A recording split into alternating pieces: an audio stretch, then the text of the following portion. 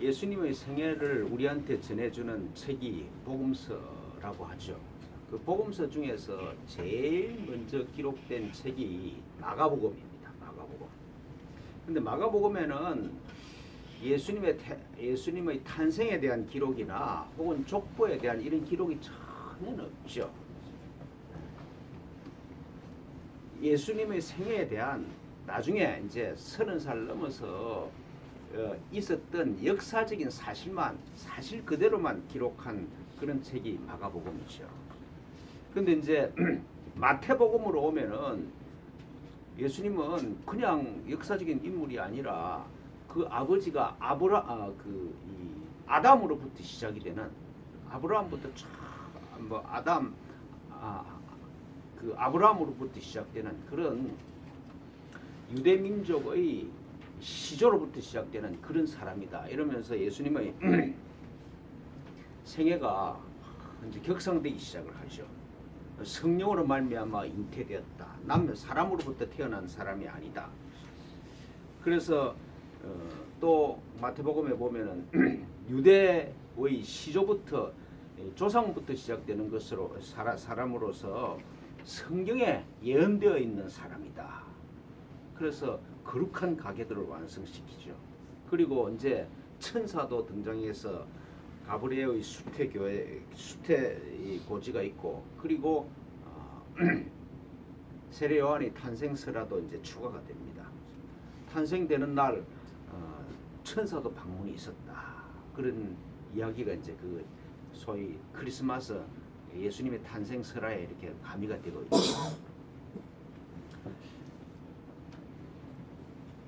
그 누가복음에 오면은 이제 그 예수님의 이 기록이 더 확대되어서 이제 하나님으로부터 시작이 되죠. 하나님이 아버지고, 그러니까 하나님으로부터 시작되는 족보가 이제 누가복음에는 잘 기록이 됩니다. 천사도 나오고, 하여튼 세례 요한도 나오고, 세례 요한의 탄생도 이제 아주 거룩한 탄생이라고 그렇게 기록이 됩니다. 그런데 이제 요한복음에 오면은 예수님의 탄생을 이야기하는 것 자체가 신성모독이 같은 느낌이 들어. 아예 예수님 당신 자신이 하나님으로부터 격상되어 버리죠. 이제는 사람으로서의 탄생을 기록하는 자체가 이상한 일이 될 수 있을 정도로 예수 그리스도가 신성화되는 그런 작업이 이 요한복음에서 일어나고 있습니다. 예수님은 은혜와 진리를 우리한테 전하는 유일한 통로로 족보를, 예수님의 이 땅에서 족보를 이야기하는 것도 필요 없는 그런 사람이다. 그렇게 말씀을 하고 있죠. 그러니까 마가복음에 시작해서 마태복음, 누가복음, 요한복음으로 이렇게 가면은 예수님이 점점 예수님의 정체성이 이게 커져가요. 커져가서 요한복음에 오면은 하나님과 하나야. 하나님 당신 자신이야. 하나님이 방문했다. 그런 수준으로 예수님이 올라가고 있죠. 그러니까 복음서가 기록된 때를 따라서 맨 처음에 마가복음이 기록되고, 그 다음에 마태가 기록되고, 누가복음이 기록되고, 그 다음에 예수님 사후 한 100년이 지나서 요한복음이 기록되었는데, 그 시간에 따라서 예수님이 점점 커지는, 사람에 대한 예수님에 대한 사람의 인식이 점점 커지는 그런 일이 일어나고 있습니다. 그러니까 이런 걸 일러서 말하기를 예수님의 정체성에 대한 신화화 작업이 계속되었다. 혹은 사람들 안에서 예수님이 점점 하나님으로 탄생되는, 하나님으로 변하는 그런 일이 진행되었다는 것이죠.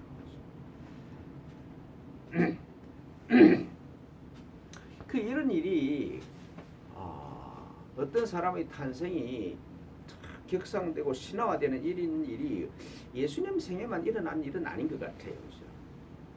그런데 예수님 생애를 보면은 탄생설화가 신화되는, 극대화되는 그런 표본이 예수님의 생애가 아닌가 그렇게 생각이 됩니다. 이 세상에서 위대한 성공을 이룬 사람들이 탄생은 참 더 거룩해요. 그죠? 어린 시절에부터 그 사람은 달랐고 뭐 태어날 때부터 달랐다고 그러잖아요. 한국 역사에도 이런 신화가 많습니다. 신라를 개국했다고 하는 박혁거세는 안에서 탄생을 했어. 제가 옛날에 그 봉천동에 살았는데 거기 가면은 강감찬 장군이 탄생한 곳이 하늘에서 신비한 일이 일어나면서 강감찬 이 장군이 탄생했다. 그 지금 봉천동에 가면 아직도 그런 게 있습니다. 그리고 율곡이나 태계 같은 사람이 태어날 때도 신비한 태몽으로 보고 태어나서 하여튼 그 사람은 태어날 때부터 달랐다 그렇게 얘기를 하잖아요. 근데 만일 이런 사람들이 보통 사람으로 살다 죽었다 그러면은 이렇게 탄생이 미화되지 않았을 거예요. 그냥 뭐 보통 사람으로 죽었다고 하는데 뭐 그게 뭐 기록도 없어. 그죠? 최근에는 대통령이 되고 나서 대통령의 생가가 쫙 꾸며지고 거기에 사람들이 막 방문하고 이 사람은 대통령이 되려고 그랬는지 젊을 때부터 달랐다 이러면서 생가가 그게 그 관광지가 되고 그러잖아요. 그죠? 문재인 씨가 대통령 되고 나서도 뭐 미담이 막 퍼지더라고요. 흥남 철수 작전에서 그 배를 타고 그 문재인 씨 부모가 이게 거제도로 왔어. 그래서 미국 가서 미국의 은혜가 없으면은 내가 태어날 수가 없었다 이렇게 미국 사람이 막 감동을 해. 그리고 중학교 고등학교 다닐 때부터 시작을 해서 장애인 친구들을 업어서 3년 동안 등교하고 이 사람은 참 어렸을부터 달랐다 막 그렇게 얘기를 하는 미화하는 뭐 하여튼 문비어 첨가도 막 이게 요즘은 좀 다르더라만은 문비어 첨가도 막 얘기를 하고 그랬어요. 그죠? 그래서 만일에 문재인 씨가 통일을 뭐 경제도 부흥시키고 통일을 준비하는 그런 위대한 업적을 했다 그러면은 아마 생가가 복원되는 것뿐만 아니라 이제 뭐 거룩하게 태어났다. 어릴 때부터 하여튼 달랐다. 그런 이야기가 이제 자꾸 거기 추가가 되겠죠. 근데 요즘처럼 선거에 개입했고 실패한 경제정책이고 이래서 별 볼 일 없는 대통령으로 끝나면은 이제 그런 게 다 사라지겠죠. 그러니까 결과가 시작을 미화시키는 결과에 따라서 시작의 의미가 달라지는 것이 그게 역사입니다. 역사의 기록. 그 예수님의 탄생서라도 마가복음에서는 기록되지 않는 게 왜 뒤에 보고 기록되었느냐? 시간이 가면 갈수록 예수라는 사람이 그리스도로 깨어난 게 더 위대하고 진짜 말할 수 없이 신비해. 그러니까 자꾸 그 앞에 탄생까지를 미화하는 신화화하는 그런 작업이 진행된 것이죠. 예수님 자신은 자신의 탄생을 그렇게 신화화해서 미화해서 이야기한 적이 없어. 후세에서 하나님 그리스도 안에서 예수 그리스도 안에서 하나님을 만난 사람들이 이 양반을 그대로 볼 수가 없어. 사람이라고 할 수가 없어. 그러니까 자꾸 미화하고 신화화하는 그런 작업이 점점 확대되어서 이제는 나와 같은 사람이라고 생각하는 자체가 신성모독이 되어버렸어. 그렇게 지금 우리는 생각하잖아요. 그렇죠? 예수만 유일하게 그리스도고 지금 예수는 모든 사람하고 다른 그런 유일한 존재다. 그런 정도로까지 예수님이 격상되어 버린 것이죠. 그러니까 예수님이라는 분은 예수라는 사람은 자기에 대한 신화화 작업이 그냥 이 땅에 있는 사람으로 머물 수가 없는 하나님과 같아져야 될 정도로 그렇게 위대한 성취를 한 사람이라는 뜻이죠.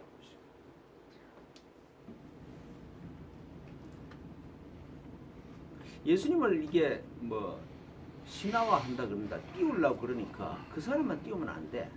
그래서 세례 요한도 띄웠죠. 세례 요한도 출생부터 거룩한 사람이야. 출생부터 거룩한 사람이 출생부터 거룩한 하나님의 탄생을 얘기하는 사람으로 바뀌어. 그러니까 쫙 분위기가 엄숙해지잖아요. 마리아한테 수태고지를 한 가브리엘 천사가 세례 요한 아버지 사가랴한테도 다 나타나서 수태고지를 해. 일관성이 있어지잖아요. 그렇죠?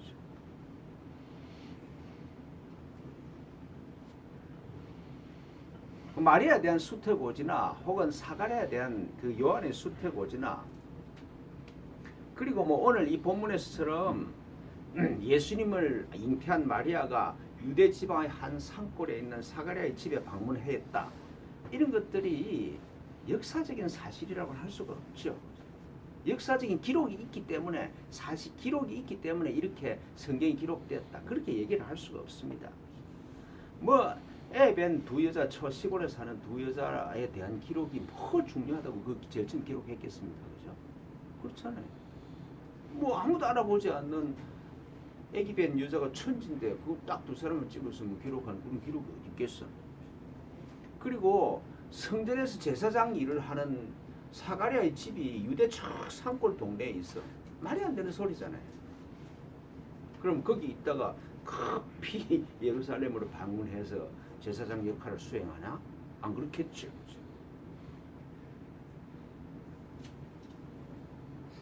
그러니까 이런 신화화 작업이 나쁘다는 말이 아니야.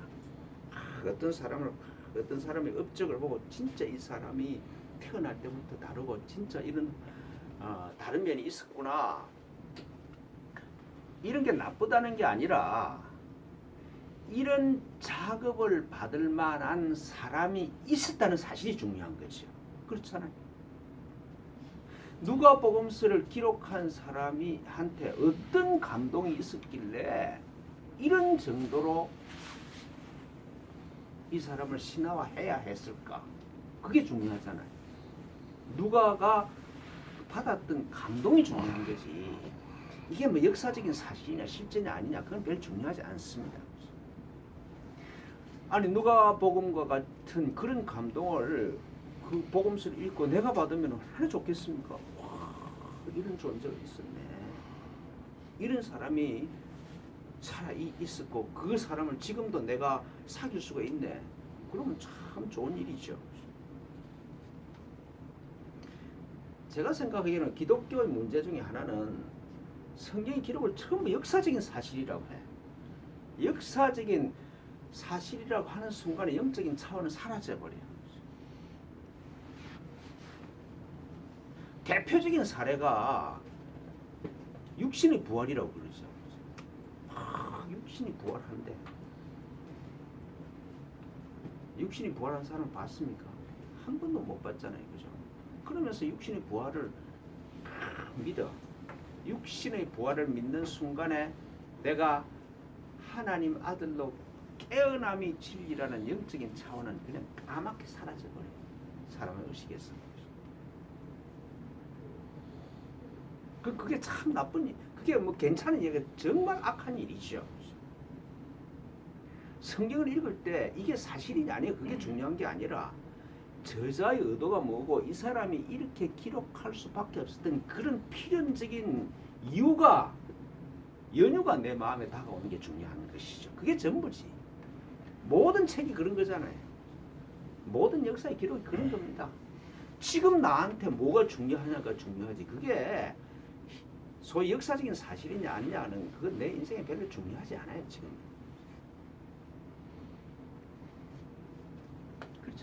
그렇지 않아요. 아니 뭐 100년 전에 200년 전에 2000년 전에 일어난 그 사실이 나한테 뭘 중요해. 그건 뭐 지나간 사실이지. 그게 지금 나한테 어떤 의미를 가지고 있는가가 중요하잖아요.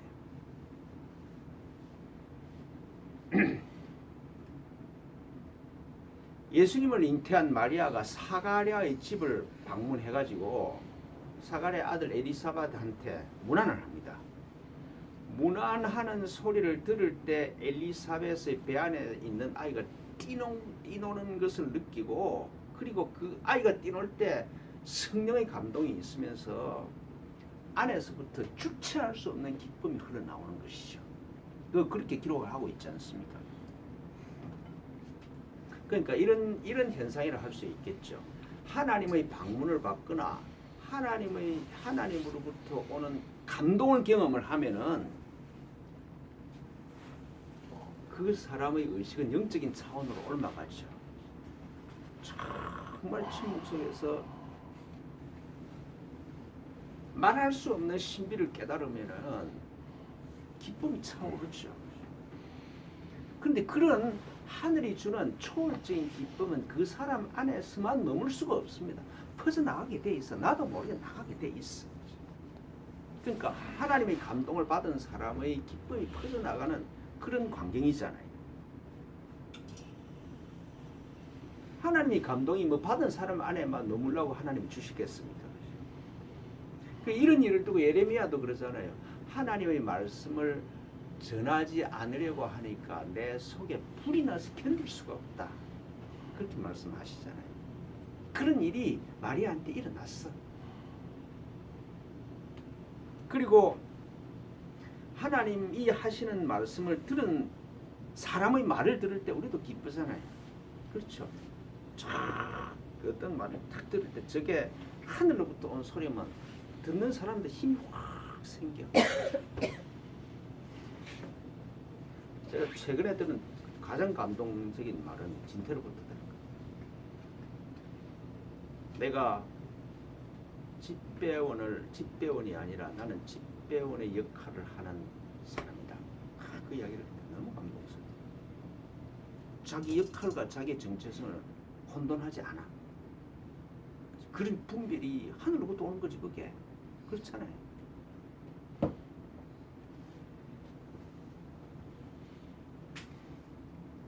그런 감동이 온 엘리사벳이 마리아한테 하는 말이죠. 마리아한테 탁 오니까 내 안에서 아기가 뛰놀면서 성령이 몰려오면서 너무 기뻐. 그래서 마리아 보고 그러잖아요. 여자 중에 내가 복이 있으면 내 태중의 아기도 복이 있도다. 내 주의 어머니가 내게 나오니 이 어찌된 일인가. 보라, 내 모난하는 소리가 내 귀에 들릴 때 아이가 내 복 중에서 기쁨으로 뛰놀았도다. 주께서 하신 말씀이 반드시 이루어지리라고 믿은 그 여자에게 복이 있도다. 그러니까 엘리사벳 자기 안에서 일어나는 감동 때문에 이런 말을 하지 않을 수가 없어.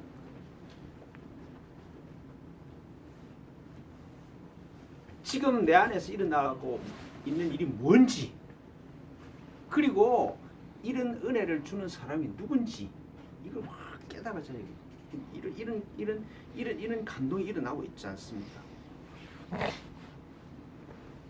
내 안에서 아이가 기쁨으로 뛰노는 현상이 하나님 어머니의 방문으로 일어나는 일이구나. 하늘의 방문이구나. 그런 고백이죠. 하나님의 은총을 받은 사람으로 말미암아서 내 존재와 삶이 다른 차원으로 올라가고 있어. 그 기쁨이 다른 세상이 내 안에서 벌어지는 그 기쁨이 엘리사벳의 마음을 가득히 채우고 있잖아요. 그 하나님의 은총이 퍼져나가는 그런 모습이죠.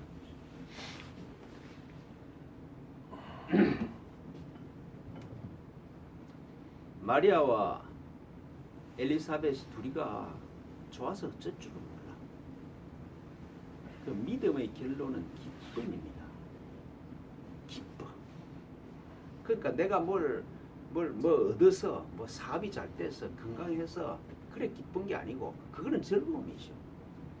이 세상에서 내가 즐거워할 수 있는 쾌락과 기쁨은 다른 겁니다.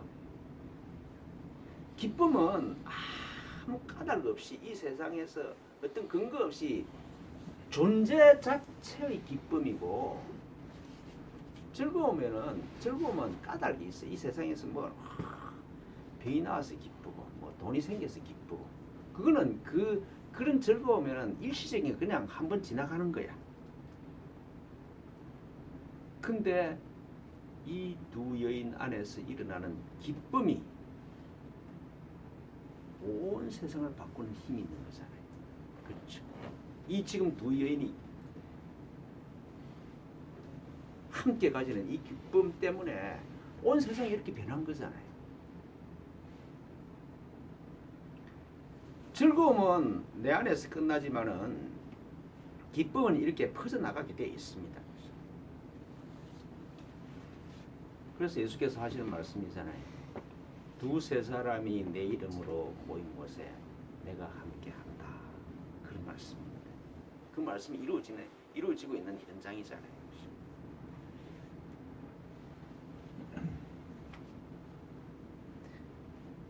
하나님이 하신 말씀이 이루어지라 믿는 그 여자에게 복이 있다. 성경의 말씀이 내 영혼 안에서 실제라고 느껴지는 사람보다 복이 있는 사람이 있을까? 이 말씀이 그냥 기록된 문자가 아니라 내 안에 실제 사건으로 변하는 사람은 참 복이 있죠.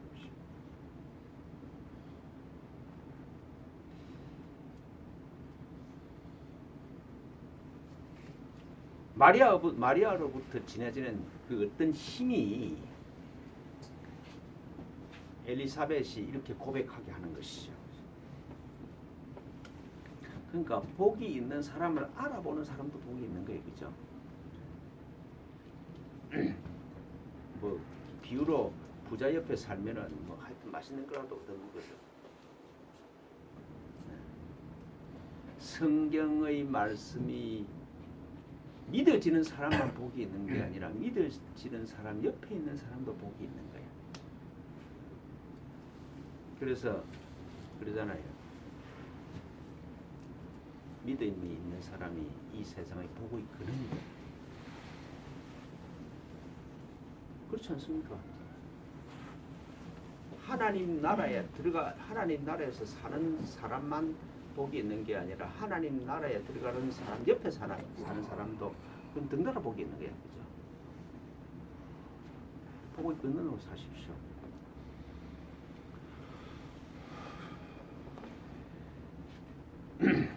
내가 어떤 사람이 집에 방문했는데 마리아가 엘리사벳의 집에 방문했는데 나 때문에 나는 아무 말도 안 했어. 그냥 인사만 했어. 근데 엘리사벳 안에서 막 아기가 뛰놀고 성령의 감동이 일어나면서 노래가 일어나고 있어, 그죠? 그걸 보고 마리아가 어떻게 생각했겠습니까? 자기 안에 일어난 일의 성격이 더 분명해졌겠죠. 아니 이 증거가 바깥에서 나타나고 있으니까. 나로부터 나가는 나도 의도하지 않았는데 내가 고의적으로 행동하지 않았는데 그냥 내가 있음으로부터 나로부터 흘러나가는 하나님의 은총이 내 주위에 이런 반응을 일으키고 있어. 그러니까 나는 까무러치게 좋을 거잖아요. 그냥 막 사가랴의 집에 막 가는 그랬는데 이제는 그냥 움직일 수도 없는 너무 좋아서 모든 행동이 멈추어지는 그런 기쁨이 마리아를 찾아왔을 거예요. 그렇죠? 그래서 마리아의 찬가가 시작이 됩니다. 내 마음이 내 하나님 내 구주를 기뻐하였으면 그 여종의 비천함을 돌보셨습니다. 보라 이제 후르는 만세의 날을 복이 있다 일컬이라. 하나님이 내 비천함을 돌보셔서 그래서 자기한테 준 기쁨 때문에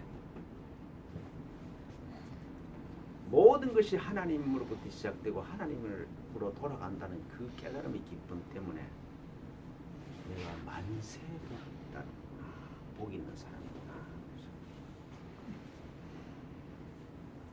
변하고 흔들리는 이 세상으로부터 영원히 벗어나 그런 만세 복이 있는 사람.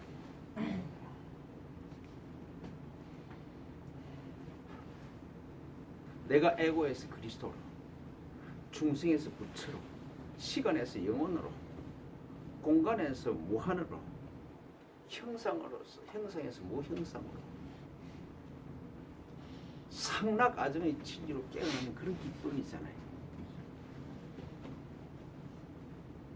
이 땅에서 태어났고 태어난 사람으로서 나를 부러워하지 않을 사람은 하나도 없을 것이다.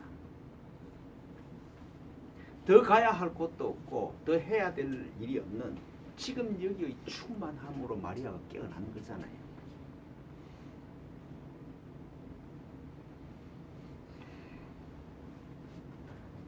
누가복음서를 기록한 사람의 의도는 이게 역사적인 사실이라는 게 아니고 이 책을 읽는 사람도 동일하게 마리아가 하는 이 찬양을 하는 사람이 되었으면 좋겠다는 게 그게 의도잖아요. 그게 저자의 의도지. 예수님의 탄생을 신화화하는 그 사실이 나쁘다는 게 아니라 그 신화화할 수밖에 없었던 이 저자의 감동이 나한테 전달되는 게 핵심이고 중요한 일이지. 이 세상을 살면서 뭐가 목표세요? 뭐가 목표인가? 이 고백이지. 보라, 이제후로는 만세 나를 복 있는 사람이라고 일컬이로다. 그런 사람이 되거나 안 그러면 그런 사람을 옆에 두고 살거나 그런 은총이 임하기를 축원합니다. 네. 그러면은 이 세상 현상은 문제가 되지 않아.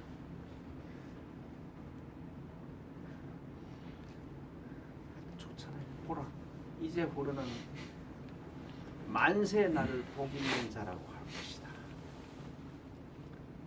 그렇게 고백할 수 있기를 축원합니다. 아멘. 기도하겠습니다. 하나님 아버지, 고맙고 감사합니다.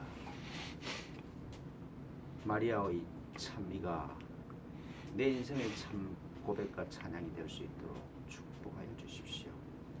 하나님이 우리 각자가 이런 고백을 하는 당신의 잔으로 거듭나기를 의도하고 기다리고 계시는 점이 있습니다. 주님 축복하여 주십시오. 우리 구주 예수 그리스도의 이름으로 비나이다. 아멘.